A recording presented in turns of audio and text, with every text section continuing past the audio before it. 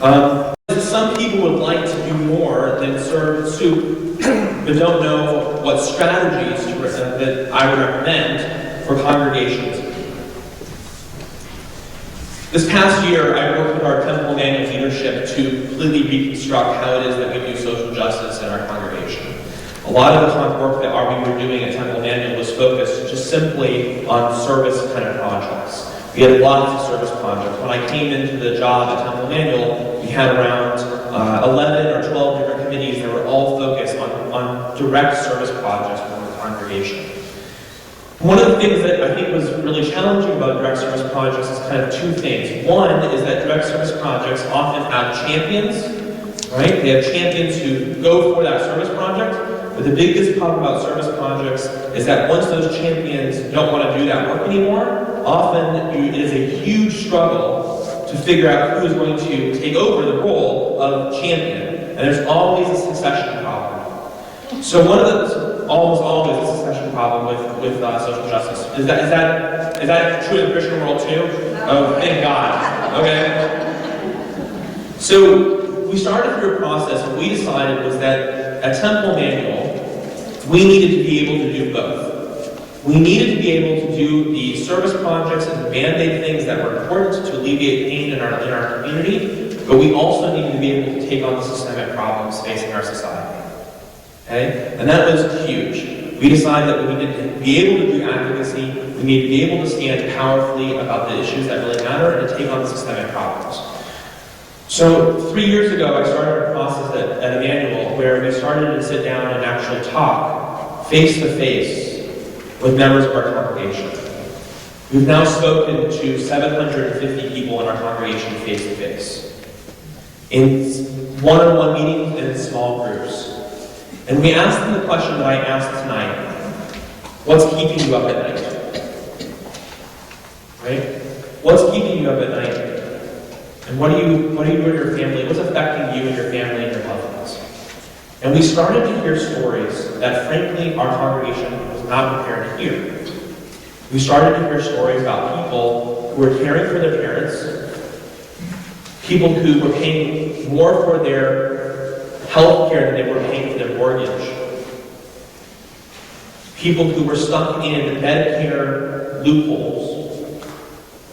We heard about people who had great health care insurance, and when they had a knee operation, had the kind of medical equipment that they needed. And we heard about people who were underinsured or not insured at all, who, when they needed medical equipment like durable wheelchairs and walkers and hospital beds, they couldn't afford it. We started hearing tons of stories like this. And so what we started to do is we started to figure out what issues were widely and deeply felt within the congregation. The challenge here is that you can't do that through a survey, because anyone will answer anything on a survey by just clicking it off or marking a checkbox. And also, surveys don't invite people into the process. Okay? And so what we did is we not only asked the question, what's keeping you up at night? We asked the question, and what do you want to do about it? If you could do something, what would you do? And why aren't you doing it? And will you join us? So we basically determined that there are 4 major areas in our congregation that were widely and deeply felt. And one issue we're taking action on right now, we're moving very quickly. I told you that we heard about people who didn't have durable medical equipment and people who do have durable medical equipment, tons of it in their garages and in their homes. And we started to do research. Let me tell you about some interesting things that we found. We went to Parkland Hospital. We talked to Parkland, we went to Baylor, we went to various different hospitals in the area, and we started talking to them. We asked them, what do you see about this? And Parkland told us something interesting. They told us that if someone doesn't have durable medical equipment, they can't actually release them. If they don't have the appropriate equipment at home, they can't release them from the hospital. Which means, by the way, what? Costs go up. People in the hospital for no basic reason. The only reason is that they don't have enough money for a wheelchair, or a hospital bed, or a nebulizer. Right? So we heard from Parkland. We started doing research, and we found, get this, hold on to your seats, there are 25,000 to 50,000 people in Dallas right now who do not have durable medical equipment. on an annual basis. Annually.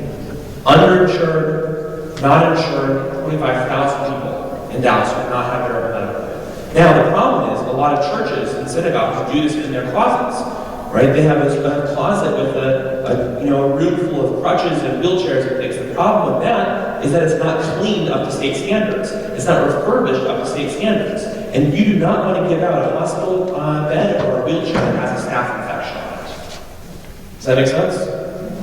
Not a good idea. No one wants that liability. So we are now filing a 501c3. We are creating Dallas's first ever durable medical equipment. I have a group of lay leaders who are now at City Hall as we speak right now, speaking for this. And we're going to be creating a durable medical equipment exchange in Dallas to serve 25 to 50,000 people in Dallas. And that is the big stuff. That is world repair. We are also working with 40 other faith institutions in Dallas to make this a reality. I'd love for Northaven to be one of them. Okay? That's the big stuff. It starts with conversations. It starts with people saying, do you have an idea about how we can make a change? It starts with hearing what's widely and deeply felt within your congregation, and then taking steps to move on it. By the way, that process started 3 years ago. So the problem with it is it doesn't feel as good as a soup kitchen, because it takes a long time. But you know what? Systemic problems take a long time. And we shouldn't be afraid of taking a long time to solve some big problems, because there are big problems that we have to confront. Does that make sense? That's one strategy. Another question. So which question? About what strategy? The fact that typical manual, you ask people these questions, but most of the people in your congregation are upper middle class people. And you can stretch it. But if we're talking about caring for the least, it seems to me you're skipping a lot of people? Okay, well, I would actually push you on that. Number one, I think that people act on issues that are important to them, that things that might actually pain or a root problem that they're facing in their lives, or something that breaks their sensibilities and values. Okay? And so what I would actually argue is that we do have a lot of upper middle class people in the congregation, but they're not all upper middle class.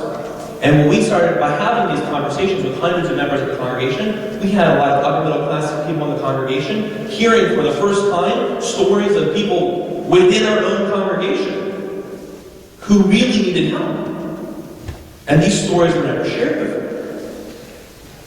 And it was really interesting to have a millionaire sitting across from someone who was explaining about how they could not afford to pay for and support their parent at the same time that they were having to pay for health and care insurance for their child. And that's a real thing. And that's loving your neighbor or your fellow as yourself. But you cannot love your neighbor or your fellow as yourself unless you know your neighbor or yourself. So then you're going to say, wait a minute, but the durable medical equipment situation, right? That's not necessarily a Temple manual. It was. We had members of Temple manual who couldn't be released from the hospital because I can tell you exactly where the conversation occurred with a group of 10 people, where someone said, let me tell you about what's going on in my family. And then someone else said, that's crazy. I have all of that equipment in my garage. And it all happened because of a conversation in the hallway of our synagogue. Does that make sense? And so the problem is the strategy. Now, people act on issues that are important to them. And the challenge is to be able to have a conversation and understand what matters to people, to figure out what matters to them. Surveys, as I said, do not do the job. Right? Because anyone can click off anything or check off anything on a survey, and it doesn't require the person who fills out a survey to take any further step.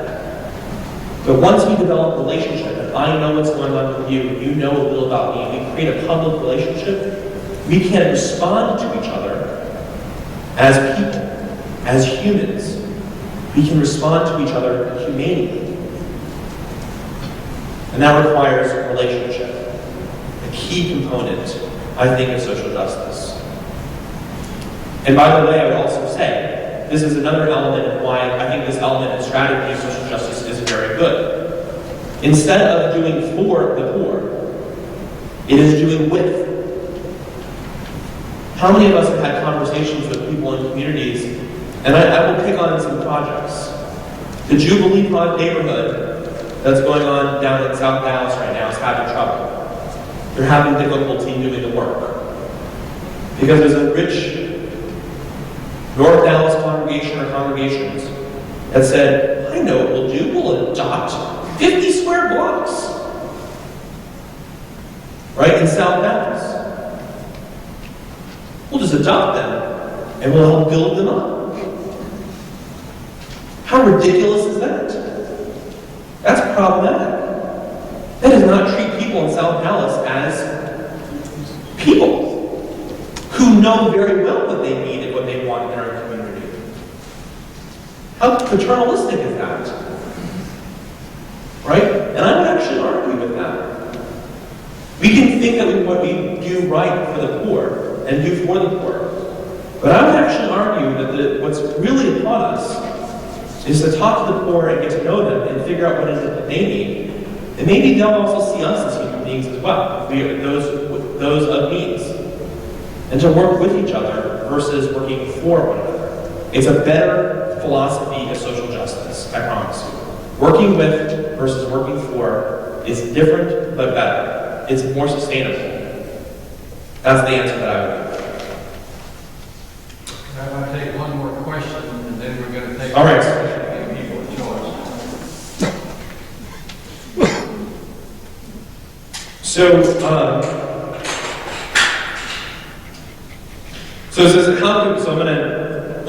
talk about how we can convince our respective congregations to do more to Milan versus Tzedakah.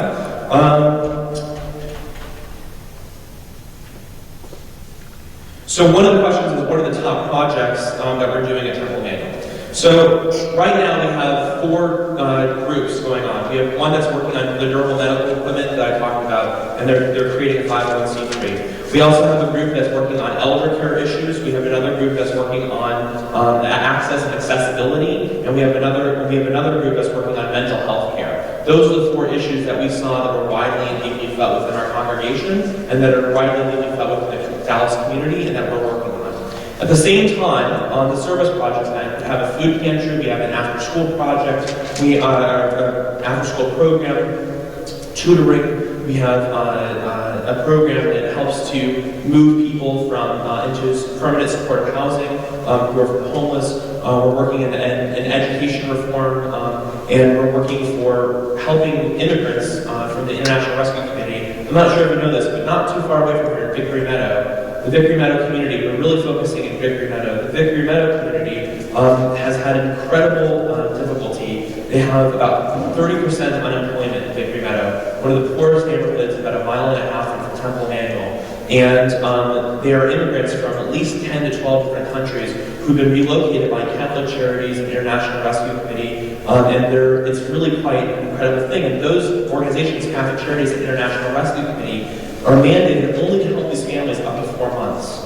And then after 4 months, they get almost no help. And so we're working really, really hard to help create a sustainable structure with IRC and Catholic Charities. Our food pantry is actually a combination of about 6 different faith institutions that we're working on the ground in Vickery Meadow. Again, however, we're also trying to work with, not just for. We've developed a series of about 20 different projects going on in Vickery Meadow, and we've been working and having conversations. We just raised also $100,000. We were talking to the schools, and one of the things that we learned is that there's no playground in Vickery Meadow.